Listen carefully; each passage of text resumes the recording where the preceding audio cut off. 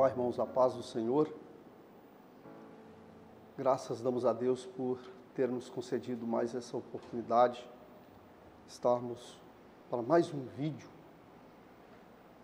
e uma meditação na Palavra de Deus.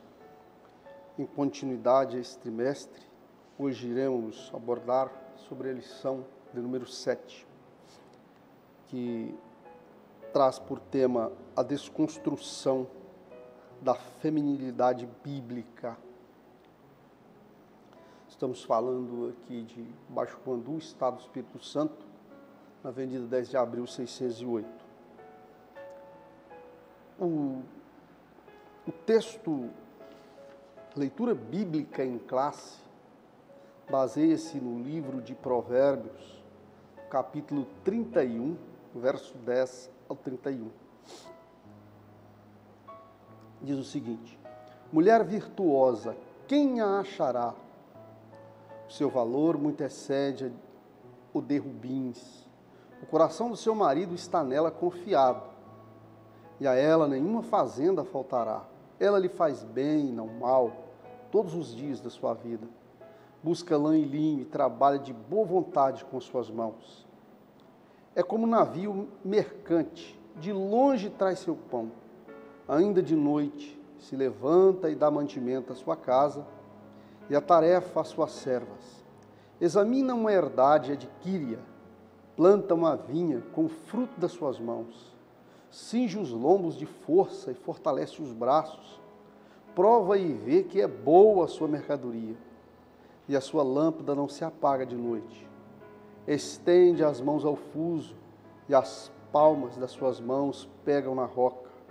Abra sua mão ao aflito, e ao necessitado estende as mãos. Não temerá por causa da neve, porque toda a sua casa anda forrada de roupa dobrada. Faz para si tapeçaria de linho fino e de púrpura, é a sua veste. Conhece-se o seu marido nas portas, quando se assenta com os anciãos da terra. Faz panos de linho fino, vende-os e dá cintas aos mercadores. A força e a glória são as suas vestes, e ri-se do dia futuro. Abra sua boca com sabedoria, e a lei da beneficência está na sua língua. Olha pelo governo da sua casa, e não come o pão de preguiça. Levanta-se os seus filhos, chamam-na bem-aventurada, como também seu marido, que a louva, dizendo: muitas filhas agiram virtuosamente, mas tu a todas és superior. Enganosa é a graça e vaidade a formosura, mas a mulher que teme ao Senhor, essa será louvada. Dai-lhe do fruto das suas mãos, e louvem nas portas as suas obras. O textuário diz o seguinte: enganosa é a graça, o versículo 30, né? E vaidade, a formosura, mas a mulher que teme ao Senhor, essa será louvada. Na verdade prática, vamos dizer que a mulher foi criada para cooperar com o homem. Deus lhe confiou dádiva da maternidade e a função de ser esposa e auxiliadora. A introdução vai dizer o seguinte: as Escrituras apresentam a mulher virtuosa como um símbolo da feminilidade. Essa mulher é retratada como modelo de esposa fiel, mãe amorosa, administradora e empreendedora exemplar. Todavia, em tempos pós-modernos, quero frisar, em tempos pós-modernos, a feminilidade bíblica vem sendo desconstruída. Nesta lição, apresentamos o mandado divino para a mulher, as investidas do ativismo feminista e o exemplo bíblico de feminilidade. Assim, o nosso objetivo é mostrar que Deus requer da mulher cristã que se porte conforme a revelação da palavra de Deus. Portanto, torno a repetir aqui, né? O nosso objetivo é mostrar que Deus requer da mulher cristã que se porte conforme a revelação da palavra de Deus. Conforme meditamos na última aula, quando nós falamos da desconstrução da masculinidade bíblica. Hoje iremos abordar textos, basicamente o mesmo texto inicial e outros análogos, para que possamos, assim, fundamentar a nossa meditação e reflexão dentro dessa lição apresentada. No primeiro tópico, nós iremos falar sobre a feminilidade bíblica. No segundo, a desconstrução da feminilidade. E o último tópico, mulher virtuosa, símbolo bíblico de feminilidade. Feminilidade bíblica, né? Nos termos de tudo isso que nós iniciamos nesta manhã. Quando nós meditamos e aqui trazemos uma reflexão nessa palavra, eu quero levar aos irmãos inicialmente a abordarem, abra se você tiver condição, você que me acompanha nesse momento, se você tiver com a Bíblia aí ao seu alcance, né? Eu quero que você abra ela aí no livro de Gênesis, no capítulo 1, no verso 27. Lá no livro de Gênesis, no capítulo 1, no verso 27, eu gostaria que você estivesse em casa, no trabalho, onde você tem uma Bíblia aí ao seu alcance, você pudesse abrir as Escrituras nesse texto sagrado. O livro de Gênesis é o livro da criação, né? Quando lá no princípio de tudo, Deus criou todas as coisas.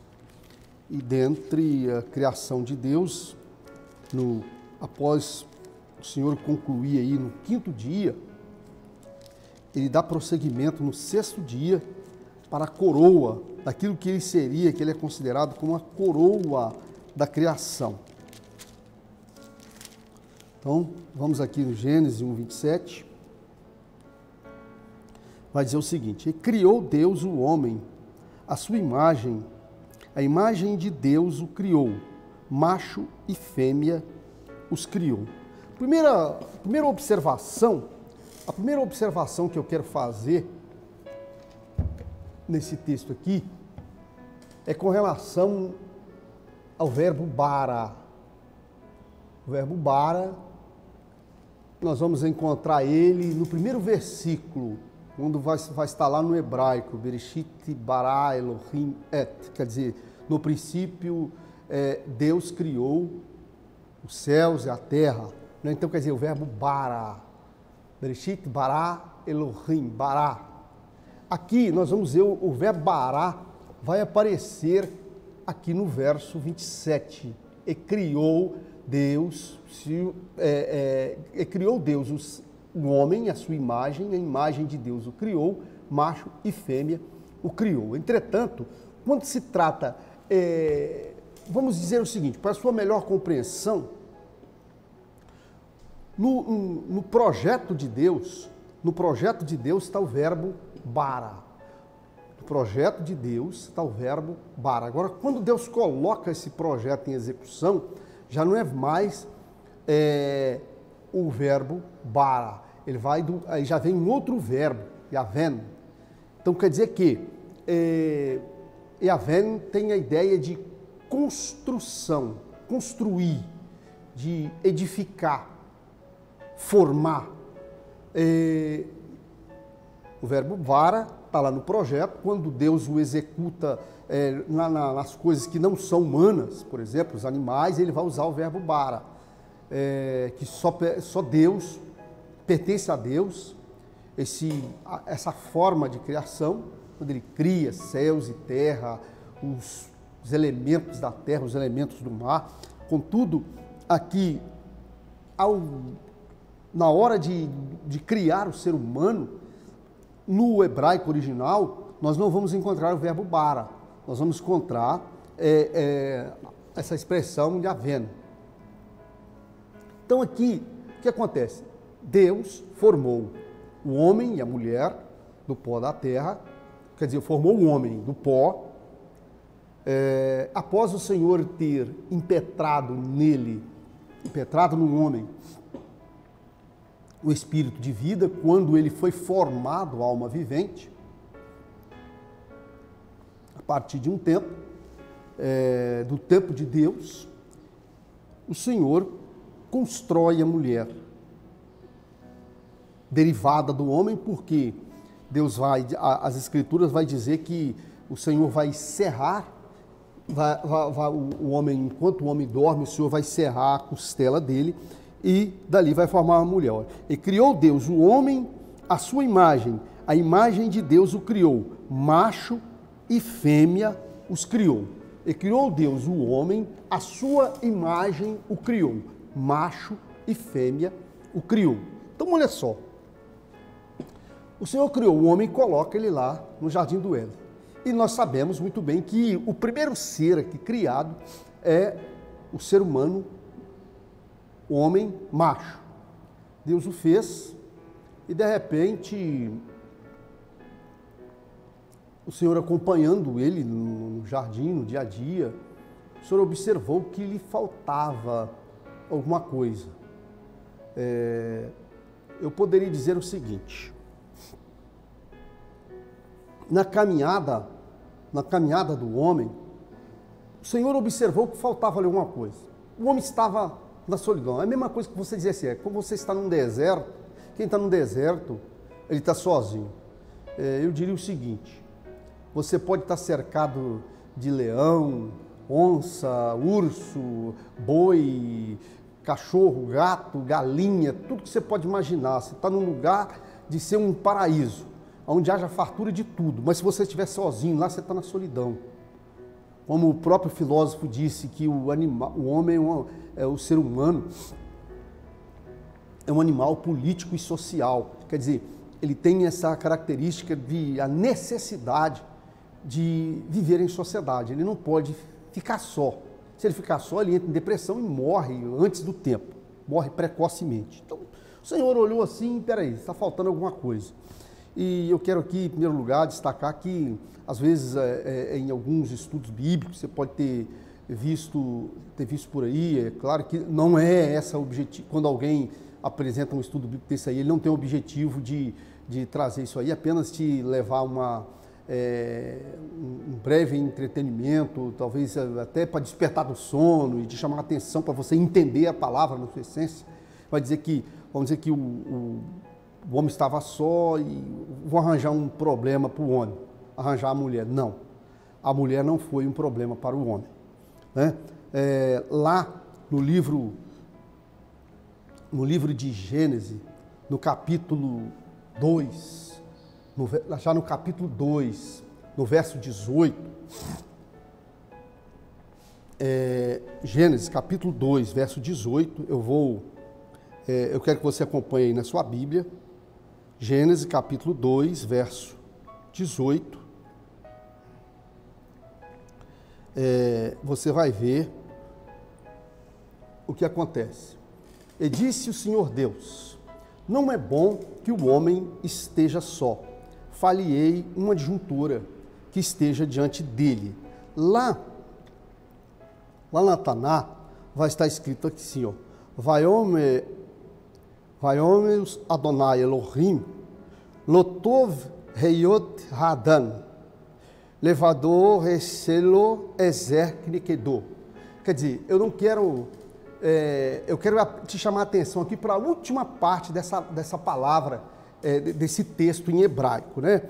Vaiomer Adonai Elohim, quer dizer, disse o Senhor Deus, Lotov Heiot Hadan, Levedor Recelo Ezer Knekedor. Quer dizer, não é bom que o homem esteja só, far-lhe-ei uma adjuntora para que esteja diante dele. Eu quero, nesse trecho, para a nossa reflexão, dentro do estudo, da proposta do estudo, né, nesse momento, eu quero que você se atenha às últimas palavras desse texto. Ezer Knekedor. Ezer Knekedor quer dizer, a palavra Ezer foi traduzida no nosso idioma, para a nossa Bíblia, você vai encontrar aí na sua Bíblia, você vai encontrar ezer como adjuntura. Kenekedô, você vai encontrar na sua escritura aí como que esteja diante dele. Ezer, adjuntora, e kenekedô, como esteja diante dele. E aqui que eu quero entrar. Aqui exatamente que eu quero entrar. Veja bem,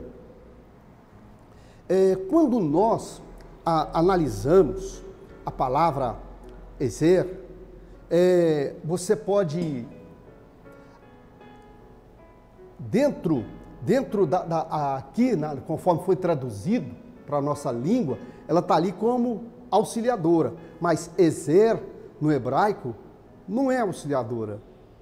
Ezer no hebraico é a mesma palavra que você vai encontrar no versículo 1 do Salmo 46, a mesma palavra que você vai encontrar no versículo 1 também do Salmo 121, entendeu? O que diz o Salmo 46 no verso 1? Quero pedir, irmão Joel, para colocar ali na tela, e nós vamos ver, o que está escrito lá? Ó, Deus é o nosso refúgio e fortaleza, socorro, olha aí, depois do vírgula, Deus é o nosso socorro, Deus é o nosso refúgio e fortaleza, vírgula, socorro, bem presente na angústia. Quer dizer, socorro é a palavra ezer. Ezer, vamos lá no Salmo 121, verso 1. O que está escrito? Olha aí na sua Bíblia, abra a sua Bíblia aí. Se você está acompanhando comigo nesse momento, eu quero que você abra a sua Bíblia para ficar mais fácil a nossa compreensão. Então veja só, eleva os meus olhos para os montes. O que está escrito? De onde me virá o socorro? Eleva os meus olhos para os montes. Ali é uma interrogação no final. Tem muitos que pensam que o socorro vem do monte, mas não é do monte, né?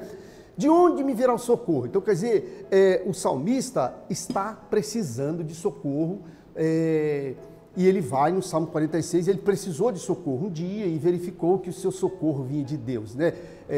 O meu socorro vem do Senhor. Ele descobriu, graças a Deus que ele descobriu isso. O meu socorro vem do Senhor que fez os céus e a terra. No Salmo 121, depois que ele descobriu que o socorro dele vinha do Senhor que fez os céus e a terra, aí no Salmo 121, da mesma forma, ele vai dizer, peraí,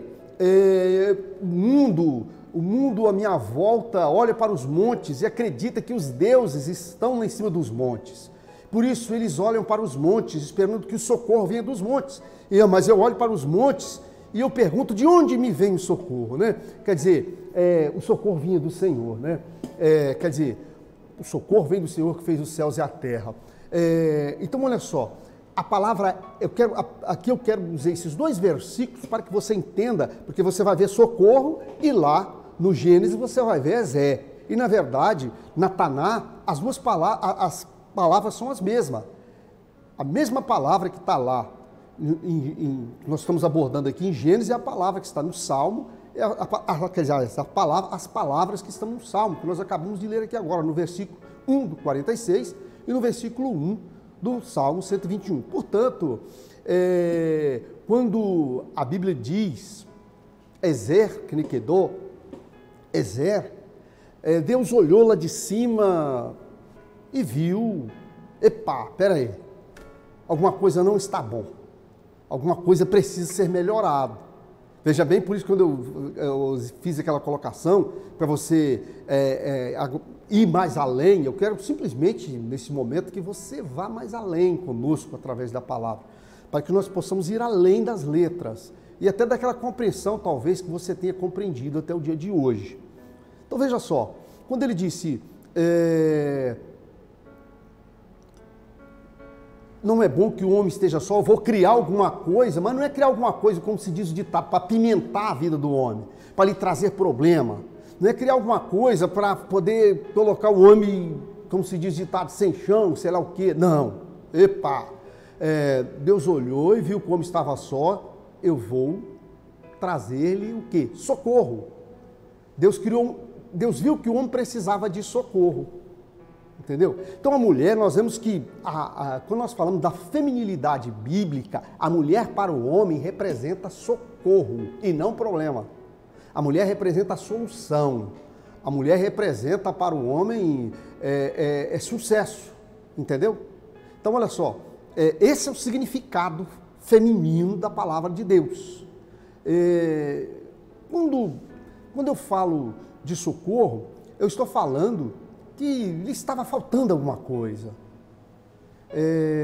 Estava lhe faltando alguma coisa para que completasse, para que ele fosse completo, se tornasse completo, se tornasse a figura que Deus esperava, que Deus projetou ele para ser. Entendeu? Porque se Deus é perfeito, ele disse, façamos o homem à nossa imagem, à nossa semelhança, e uma das coisas que Deus queria, que o homem fosse perfeito e continuasse perfeito, para cumprir a obra, o projeto da criação. Então nós vamos ver que na criação divina da mulher, a criação da mulher foi com esse propósito, entendeu? O propósito de ser uma adjuntura, um socorro para o homem. Bom, vamos entender melhor isso aqui. Obviamente, quando eu falo de socorro, eu vou ler aqui, ó, a bênção da maternidade, no próximo tópico, a bênção da maternidade. Aí eu quero conjugar essas duas palavras, ezer, kenekedô, aqui na nossa Bíblia vai estar para que esteja diante dele, mas a palavra kened do hebraico, ela na verdade, ela tem um significado de oposto. A mulher é um ser oposto ao homem, entendeu? Totalmente oposta ao homem. Agora, em primeiro lugar, eu quero usar essa palavra portuguesa oposta, de oposição, não significa essa oposição que você conhece no meio político, que para mim é uma coisa nojenta, entendeu? Desculpa-me, eu não tenho aqui a finalidade de ofender ninguém, principalmente tenho muitos amigos nessa área, nós precisamos deles nessa função, desempenhando essa função da política. Eu quero falar da expressão oposição, como muitas das vezes ela é desempenhada, é uma coisa nojenta, porque aquele que vai lá para representar o povo, não vai vir aqui falar de política também, ele vai lá, como é representante do povo, ele vai lá para trabalhar para o povo, pelo povo. Aí fica um brigando contra o outro, em vez de ajudar, cooperar. Mesmo a oposição deveria se fiscalizar. E de uma tal forma, para impedir que aquele que está no exercício do poder venha fazer alguma coisa contra o povo. Mas não, é atrapalhar o outro para que o outro não faça, para um dia ele ficar mal perante o povo. Então a oposição é uma coisa nojenta. Não é isso que a palavra de Deus fala aqui. Não é esse sentido de oposição. A mulher foi criada, ela é um socorro, mas é oposta ao homem. Mas espera aí, oposto aqui, na verdade, significa ser diferente. A mulher é diferente do homem. A mulher não é igual ao homem. Até mesmo Deus deu inteligência ao legislador constituinte, originário, quando ele criou todos são iguais perante a lei, mas essa igualdade, ela é na medida daqueles que são iguais e daqueles que são os desiguais também, na medida que se desiguala também essa igualdade. Porque o que acontece? Aí existe a questão de força física, existe uma série de fatores que diferencia o homem da mulher. Quando diz que é um ser oposto, está se falando na sua constituição biológica, entendeu? Quer dizer, a sua anatomia, os órgãos que ela trouxe consigo, entendeu? Na sua constituição inata, vamos dizer assim. Não tem nada aqui não se refere a empirismo. Estamos falando daquilo que ela é inata, aquilo que ela trouxe consigo quando ela veio ao mundo. Quer dizer, tanto na sua constituição biológica, como também, vamos dizer assim, no seu sentimento, na sua forma de ver, na sua forma de pensar. Uma mulher pensa totalmente diferente. Uma mulher, ela sente totalmente diferente. A forma como se agrada a uma mulher não é a forma como se agrada a um homem. Por exemplo, às vezes um homem ele vê tantas coisas, não sei o que e tal. Uma mulher, você simplesmente com uma rosa, você a encanta, entendeu? Então, olha só, quanta diferença que há na mulher para o homem. Isso faz me lembrar aquele filme Prova de Fogo, quando o ator, né, o ator daquele filme, explicitando ao seu amigo, ele disse que ele deveria, a mulher é uma faculdade, e ele precisava se formar nessa faculdade e depois continuava estudando para entender a mulher dele. Então, olha só, Quando nós dissemos socorro e um socorro oposto, vamos entender esse negócio aqui. Vamos imaginar que você está no deserto e você precisa se alimentar, e você precisa tomar um café, por exemplo. Você precisa tomar um café. Se chegar alguém, vamos dizer que você tenha lá pó, você tenha pó, e você tem até um equipamento para adoçar esse café. Você tem açúcar, você tem adoçante, alguma coisa, um adoçante natural, alguma coisa lá para adoçar esse café, você tenha esse material. Mas você não tem o restante, você não tem fogo, você não tem água para dissolver esse café e fazer. Aí daqui a pouco, você está lá no deserto nessa condição. Aí chega alguém e traz para você mais pó e mais açúcar. Vai resolver o problema seu ou de todos? Vai continuar na mesma. Então eu estou falando dos iguais. Mas aí Deus olhou, o homem está falando nessa situação. Peraí, se você está no deserto nessa situação, se alguém, você tem o pó, você tem açúcar, mas daqui a pouco chega alguém com a lenha, a água e o fogo, você vai juntar. Alguém trouxe alguma coisa para somar, alguma coisa diferente daquilo que você tem, entendeu? Aí vai somar tudo isso aí e você vai ter um café e você vai tomar esse café no deserto. Então quer dizer que Deus olha para o homem e vê que ele estava só, então vou fazer alguém. E quando ele cria a mulher, esse ser diferente, o que acontece? Ser diferente no sentido de completá-lo. Por isso que as Escrituras, quando se fala da mulher nesse sentido, você vai lá em Provérbios, né? Provérbios 18, 22. Provérbios 18, 22. Você vai ver que aquele que encontrou uma mulher, encontrou a benevolência do Senhor. Entendeu? Aquele que encontrou a mulher, encontrou a benevolência do Senhor. Então, quer dizer, é um oposto para abençoar o homem. Um oposto para promover-lhe aquilo que está faltando. Tanto é verdade que quando se lhe prover aquilo, ela vem no sentido diferente para proporcionar que ele tenha, que ele seja completo agora, que ele seja completo, ele se completa com a mulher, né? Como diz o apóstolo Paulo, o homem não tem poder em seu próprio corpo, mas tem-no a mulher. A mulher não tem poder em seu próprio corpo, mas tem no marido, entendeu? Então, quer dizer, um completa o outro. Esse é o significado bíblico, esse é o sentido bíblico da criação da mulher. Por isso que é o mesmo verbo, o verbo ezer, é o mesmo verbo, a mesma palavra que está lá no Salmo 46 e no Salmo 121, de socorro. A mulher veio para ser socorro para o homem, para trazer-lhe aquilo que lhe faltava, entendeu? Aí nós vamos ver aqui, de acordo com o autor escreveu, ele vai ver aí a criação divina, a bênção da maternidade, a mulher como auxiliadora, usando a expressão auxiliadora, que nós estamos dizendo que é exatamente esse sentido de completar aquilo que estava faltando para o homem, num sentido diferente, lhe proporcionar a condição de perpetrar na vida, perpetuar na vida. Isso aí, quando nós falamos da bênção da maternidade, se não existisse a mulher, o homem não teria como perpetuar. Adão com certeza não teria gerado Caim, não teria gerado Abel, não teria gerado os filhos que ele teve da sua união com Eva, união promovida por Deus.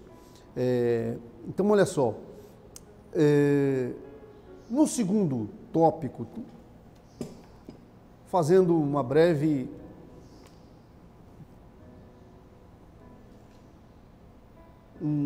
voltando aqui, né? Vamos novamente só fixar para a gente passar para o próximo tópico. Então vejamos o que é a feminilidade bíblica. Feminilidade bíblica, nós vemos que no princípio Deus criou o homem, ele estava só, estava lhe faltando alguma coisa, ele não tinha condições de ficar só, ele estava precisando de socorro e Deus criou o socorro. O socorro é a mulher representa o socorro para o homem. Resumo, é isso aí. A mulher representa o socorro para o homem e o socorro que ele vem de uma forma exatamente oposta, ou seja, é aquilo que faltava para o homem. Inclusive isso aí, vamos imaginar o seguinte, o homem é um fio de energia positivo. O homem é um fio de energia positivo e a mulher é um fio de energia negativo. Quando ajunta fio de energia negativo com fio de energia positivo, vai trazer o quê? Vai dar luz. Nós vamos ter luz, nós vamos ter geladeira funcionando, nós vamos ter um computador, enfim, essa luz que está aqui sobre a minha cabeça é produto da união de uma energia do fase e o neutro, onde o fase seria o homem e o neutro seria a mulher. Então, quer dizer, a mulher vem para completar a obra, entendeu? Esse é o sentido da feminilidade bíblica. Esse aqui é o sentido, é assim que se constrói a família. Porque se não fosse por esse caminho, Adão teria ficado Adão e Eva, os dois, depois de ter pecado, teriam voltado para o pó e nós não existíamos. Nós só existimos porque Deus colocou a mulher com essa capacidade para somar, a mulher diferente do homem, para somar com ele, entendeu?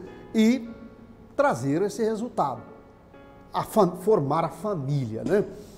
Pois bem, no segundo subtópico, no segundo tópico dessa lição, nós vamos falar do período pós-moderno, esse período que nós estamos vivendo na atualidade, onde se observa o quê? Uma desconstrução da feminilidade bíblica.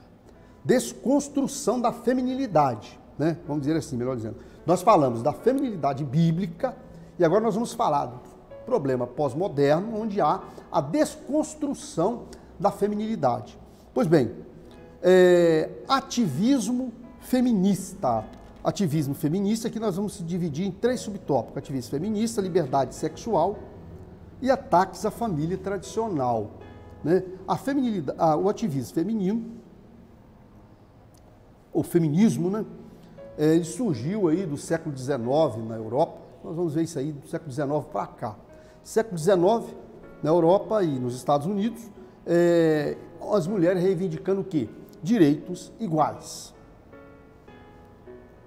Tá certo? Direitos iguais. O primeiro a se popularizar foi o direito ao voto, correto? No século XX, na segunda onda do feminismo, lutou pelos direitos reprodutivos e a liberdade sexual. É aqui que entra o perigo do movimento feminista de viés marxista, vamos dizer assim, movimento feminista de viés marxista. Aí entra a liberdade sexual. O ativista Simone Beauvoir, de 1908 a 1986, diz que uma mulher não nasce mulher, ela se torna mulher. Epa! Então quer dizer que quando eu digo que uma mulher não nasce mulher, mas ela se torna mulher, então quer dizer que está passando, atropelando a sua própria constituição biológica, né? A sua própria constituição biológica. Esse ativismo avança e amplia para a discussão de gênero e movimento como tomada de empoderamento da mulher. Em 2011, a partir de um fenômeno na Universidade de Toronto, no Canadá, se introduz o slogan "Meu corpo, minhas regras", aquela liberdade de fazer com o corpo o que quiser, entendeu? Só que, quando aqui esse assunto é aqui para a mulher cristã, você deve lembrar que o seu corpo é templo de Deus. O seu corpo é templo de Deus e você um dia, você vai ter que prestar conta diante de Deus aquilo que você fez através do corpo, de bom ou ruim. E aí que entra a responsabilidade, entendeu? Como cristãos, devemos afirmar e defender os direitos da mulher, sem dúvida. Com certeza, quando nós abordamos aí, na aula passada, que nós falamos da Moabita Ruth, né? De Noemi, a israelita Noemi que ficou viúva nas terras de Moabe. Nós citamos como era tratada as mulheres naquela época, como era dura, triste a situação de uma viúva. Então, quer dizer, isso aqui, esses direitos das mulheres, nós temos que defender eles a ferro e a fogo. Entretanto, acenamos para essa questão da desconstrução da feminilidade bíblica, entendeu? Dos valores, a desconstrução dos valores bíblicos. A liberdade sexual, a questão da liberdade sexual defendida pela linha feminista. Na liberdade sexual, o que é o sexo dentro do casamento? O sexo dentro do casamento é algo prazeroso, é algo para completar, eu diria que é o presente do amor. É o presente do amor eros aqui dentro do casamento, que na verdade não deve ser só esse amor eros. Eu acho que na minha linha, no meu modo de ver, conforme eu vejo dentro da Sagrada Escritura, o sexo sendo um presente para o casamento, ele não vai perdurar para sempre. Vai chegar uma hora que isso não vai funcionar mais, entendeu? Depois de uma certa idade, essas coisas vai ficando em segundo plano e vai perdendo o seu lugar. Mas tem uma coisa que deve permanecer entre o casal, o amor, entendeu? Esse não deve perder a perfeição. Então, olha só, e se olharmos no livro de Provérbios, no capítulo 5, no verso 18 e 19, nós vamos ver que o sexo é uma coisa abençoada, criada por Deus, e ele proporciona prazer dentro do casamento. Entretanto, deve-se observar, ele tem limites.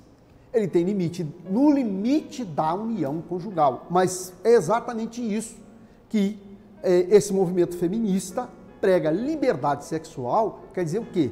É exatamente a prática do sexo fora do casamento.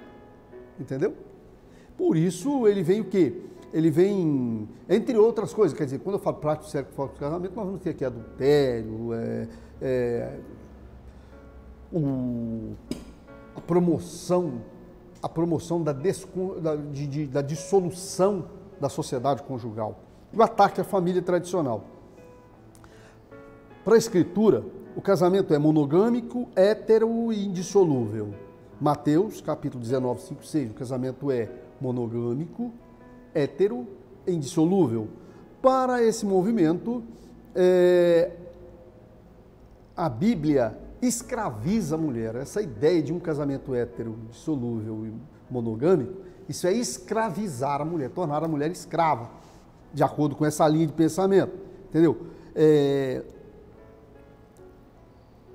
Porque obriga o casal a ter relação sexual apenas com o seu cônjuge. Então, quer dizer, isso é a ideia da prostituição, daquilo perante a Sagrada Escritura, tida como prostituição. Tiraniza os laços conjugais, que não pode ser rompido. Nesse sentido, essa visão marxista de desconstrução da família tradicional promove a liberdade e a dissolução do matrimônio. Então, quer dizer, nesse ponto, nós vemos que aqui sim, uma oposição total da proposta original de Deus. Como nós vimos, o que é a mulher, o que ela representa para o homem, o que é a mulher dentro do casamento, entendeu? Nós vamos ver o seguinte, que essa proposta aqui é uma proposta totalmente oposta, né? Que vem no sentido de desfazer tudo aquilo ali. Desfazer, em vez da mulher realmente ser socorro, ela representar realmente uma oposição, uma opressão para o homem, que não é verdade. Então, essa ideia é totalmente errônea e antibíblica. A proposta de Deus é a mulher ser uma bênção para o homem, não uma maldição, correto? No terceiro tópico dessa lição, nós vamos aprender o seguinte: mulher virtuosa, um símbolo bíblico de feminilidade. Nesse modelo de esposa fiel, exemplo de administradora e empreendedora, entendeu? 2 pontos aqui, 3 pontos, né? Modelo de esposa fiel, padrão de mãe amorosa, exemplo de administradora e empreendedora. Dentro desses trechos do livro de Provérbios que nós aprendemos nesse vídeo, através da leitura bíblica em classe, do capítulo 31, nós vimos aí, capítulo 31, do verso 10 ao verso 31, entendeu? Esse texto bíblico, o que nós vamos ver em relação à mulher? Eu poderia dizer o seguinte, fazendo comparação, que parece que assimilando as coisas e fazendo comparação fica melhor para a nossa fixação e compreensão.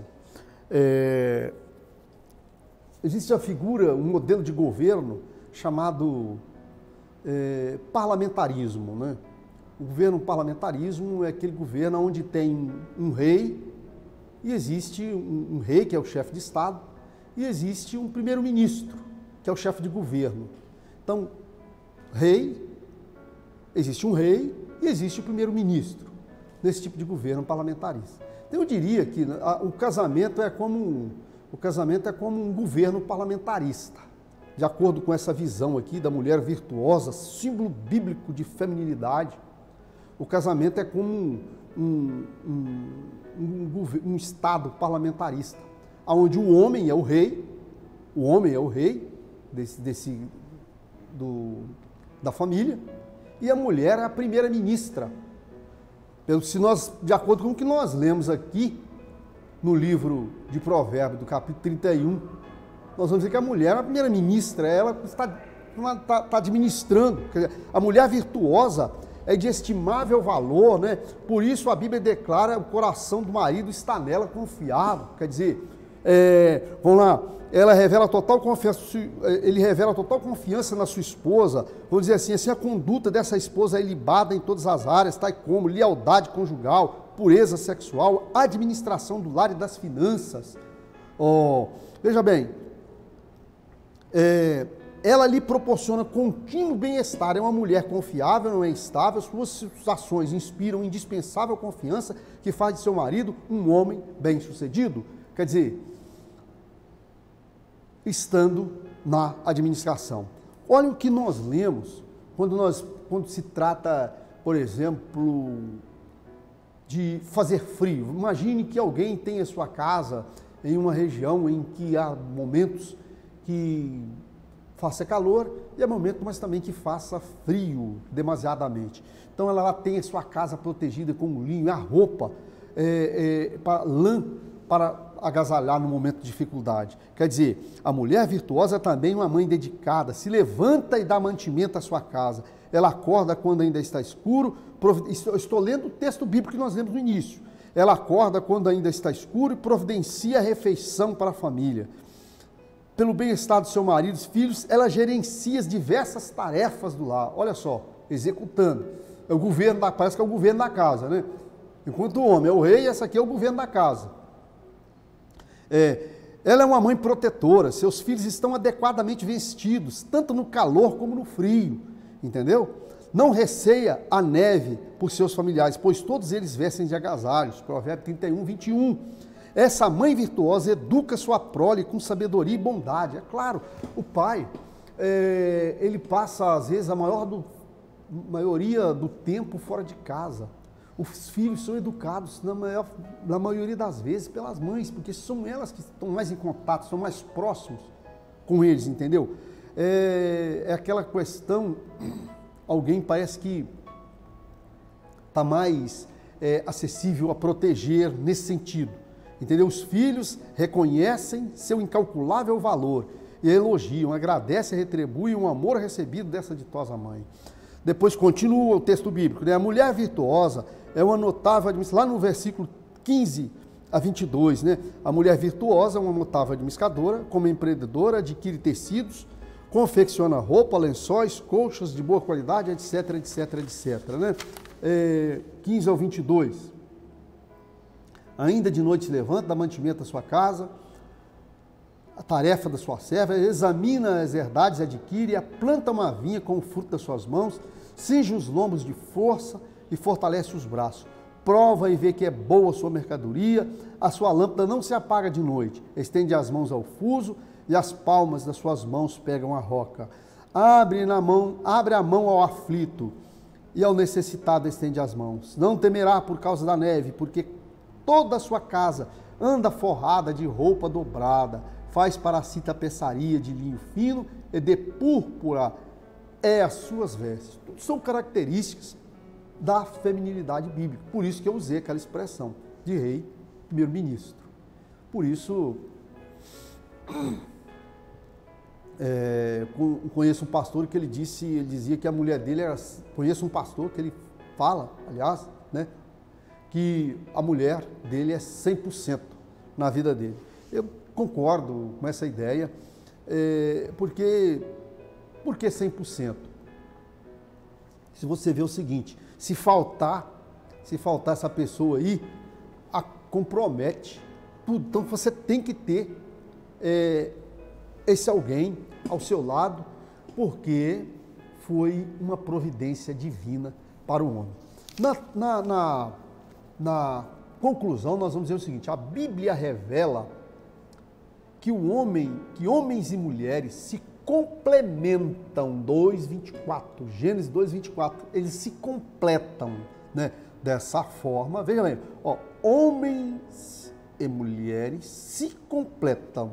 Vamos ler Gênesis 2:24? Olha o que está escrito lá, portanto, deixará o varão, o seu pai e a sua mãe, e pegar-se-á a sua mulher, que serão ambos uma só carne. Inclusive, esse é um versículo mais usado nos sermões de casamento, entendeu?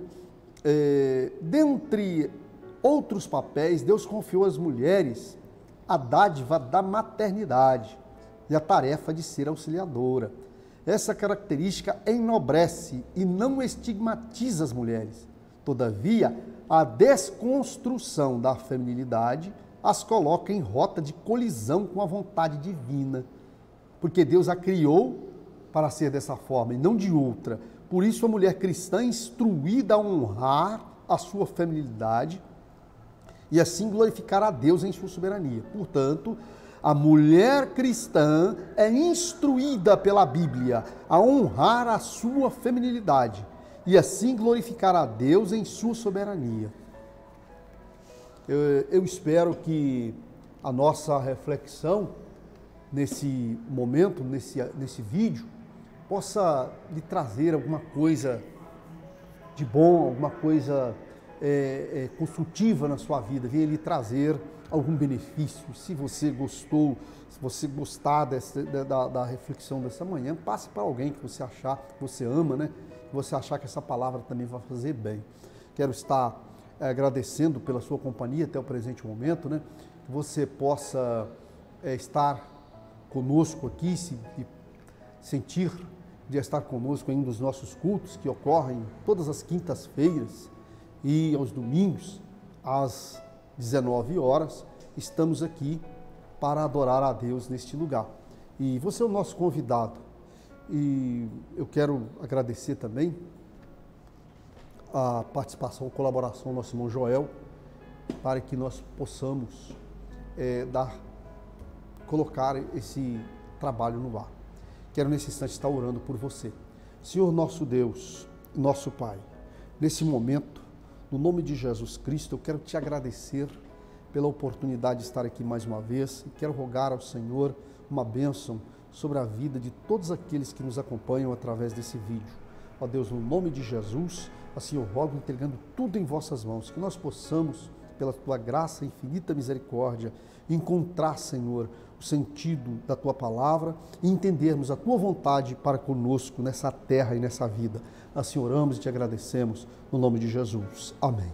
Que Deus vos abençoe. Fiquem todos na paz do Senhor.